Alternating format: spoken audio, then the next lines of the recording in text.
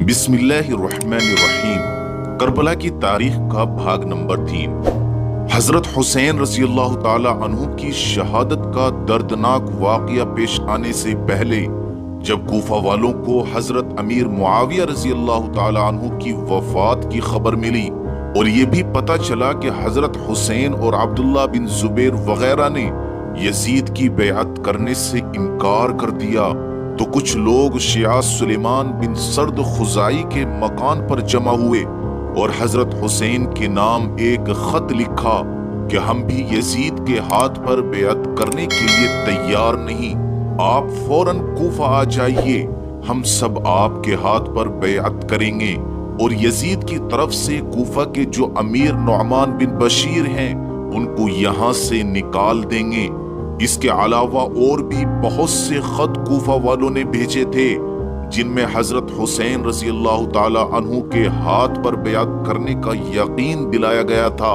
हजरत हुसैन उनके खुतूत से मुतासिर तो हुए, लेकिन अक्लमंदी से ये काम लिया कि बजाय खुद कूफा जाने के अपने चचाजाद भाई मुस्लिम बिन अकील को कूफा रवाना किया और उनके हाथ कूफा वालों के लिए ये खत लिख भेजा कि सलाम मसनून के बाद मुझे आप लोगों के खत मिले और हालात का अंदाजा हुआ। मैं अपने काबिले एतमाद चचाजाद भाई मुस्लिम बिन अकील को तुम्हारे पास भेजता हूँ ताकि वो हालात का जायजा लेकर मुझे खत लिखें। अगर वो हालात की तहकीक करने के बाद मुझे खत लिखेंगे तो मैं फौरन कूफा पहुंच जाऊंगा। तो मुस्लिम बिन अकील कूफा जाने के लिए रवाना हुए और कूफा पहुंचकर मुख्तार के घर में ठहरे।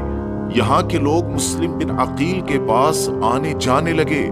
जब कोई नया आदमी आता तो मुस्लिम बिन अकील उसको हजरत हुसैन रज़ी अल्लाह ताला अन्हु का खत पढ़कर सुनाते थे, जिसको सुनकर लोग रोने लगते थे।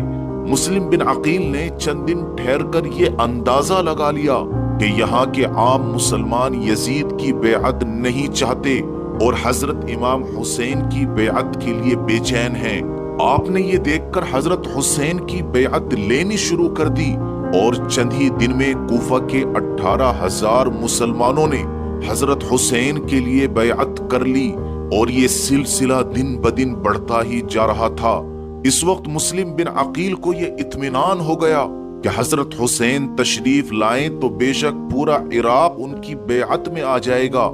तो उन्होंने हजरत हुसैन को कूफा आने के लिए खत लिख दिया, लेकिन ये खत लिखने और भेजने के बाद ही हालात ऐसे बदले कि कूफा में अफरा तफरी मच गई और लोगों ने यजीद के पास खत भेजने शुरू कर दिए कि कूफा में मुस्लिम बिन अकील हजरत हुसैन की बैअत ले रहे हैं और कूफा के हाकिम नुअमान बिन बशीर भी ढील बरत रहे हैं।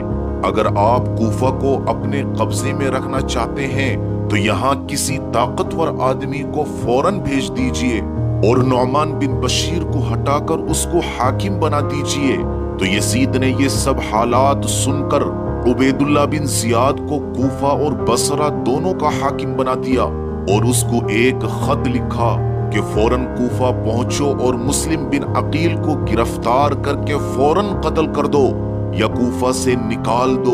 इब्न जियाद को जब ये खत मिला तो फौरन कूफा के लिए रवाना हो गया। जब इब्न जियाद कूफा पहुंचा तो अपने एक खास दोस्त को बुलाकर 3,000 दिरहम दिए और इस काम पर लगाया कि पता लगाए मुस्लिम बिन अकील कहाँ हैं। आखिरकार बड़ी चालाकी से ये मुस्लिम बिन अकील का पता लगा लेता है।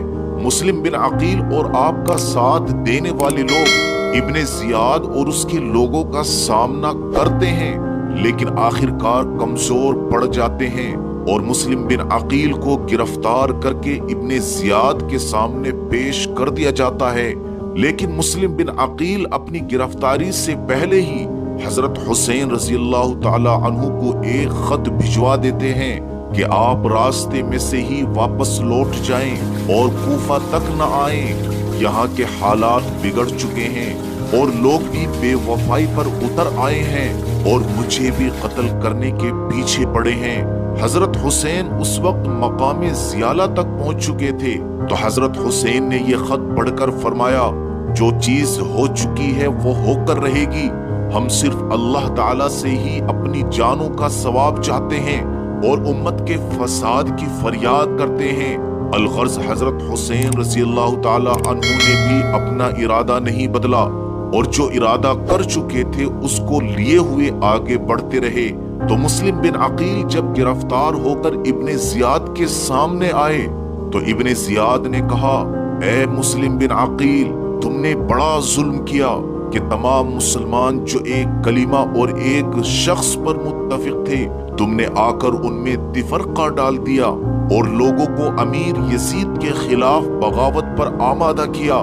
تو مسلم بن عقیل نے فرمایا کہ معاملہ یہ نہیں بلکہ کوفہ شہر کے لوگوں نے ہمارے پاس خط لکھ کر بھیجے تھے کہ تمہارے باپ نے ان کے نیک اور شریف لوگوں کو قتل کر دیا، ان کا ناحق خون بہایا اور یہاں کی عوام پر کسرا اور قیصر جیسی حکومت کرنی چاہیے۔